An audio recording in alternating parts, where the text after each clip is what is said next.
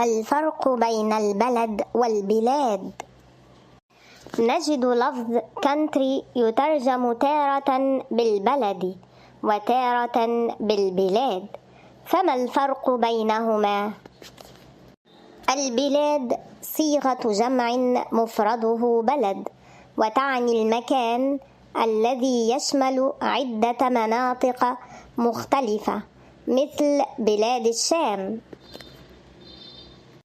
التي تشمل أراضي كل من الأردن وفلسطين وسوريا ولبنان.